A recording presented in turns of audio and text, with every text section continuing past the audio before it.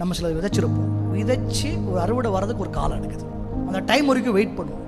அப்பாடா, நம்ம போட்ட பிரயாசத்துக்கெல்லாம் பலன் கிடைக்க போகுது, கண்ணீருக்கு பலன் கிடைக்க போகுது, வேர்வைக்கு பலன் கிடைக்க போகுது, முயற்சிக்கு பலன் கிடைக்கும் போது அப்படின்னு நம்ம நினச்சிக்கிட்டு இருக்கும்போது மீதியானியரும் அமலேக்கியரும் கிழக்கத்திய எல்லாம் ஒன்று சேர்ந்துட்டு ஒரு பெரிய ஃபோர்ஸா வந்து இவன் என்ன எதிர்பார்த்திருந்தானோ அந்த அறுவடைய, அந்த ஆசீர்வாதத்தை, இவன் கிடைக்க வேண்டிய பலனை, இவனுடைய உழைப்பை, இவன் சுதந்திரத்தை எல்லாத்தையும் அழிச்சு போட்டு ஒண்ணுமே இவனுக்கு மீதி இல்லாம ஆகாரமாகிலும் அறுவடையாகிலும் மிருக ஜீவன்களாகிலும் ஒன்றுமே மீதி இல்லாமல் எல்லாத்தையும் அழிச்சிடும்.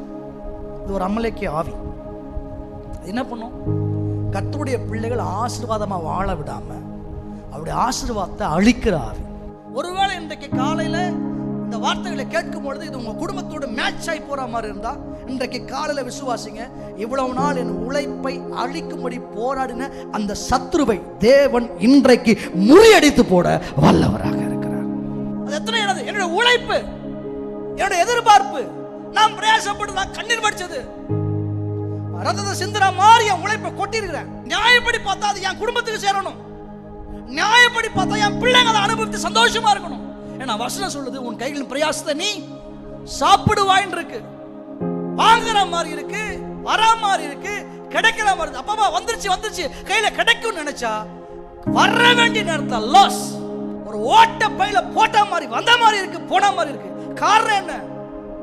கர்த்தருடைய பிள்ளைகளாகிய உங்கள் வாழ்க்கையிலே அமலேக்கின் ஆவி கிரியை செய்து குடும்பத்தில் அழிவை, நாச மோசத்தை உண்டாக்கி சமாதானமாய் சந்தோஷமாய் உங்களுக்கான ஆசீர்வாதத்தை அனுபவிக்க முடியாதபடிக்கு போராடி கொண்டிருக்கிறான். கற்பத்தில் ஒரு அழிவை கொண்டு வரக்கூடிய, கற்ப விழுதலை உண்டாக்கக்கூடிய அந்த சத்ருவின் போராட்டங்கள் மேல, திரும்ப திரும்ப அழிவை கொண்டு வர அந்த போராட்டத்தின் மேல இன்றைக்கு காலையில் கர்த்தர் ஒரு ஜெயத்தை கொடுத்து உங்களுடைய குடும்ப வாழ்க்கையை கட்டி எழுப்ப கர்த்தர் வல்லவராக இருக்கிறார்.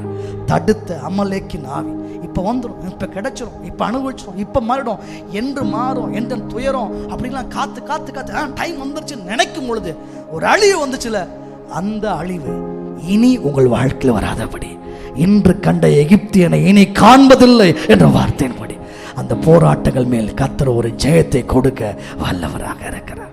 அல்லேலூயா.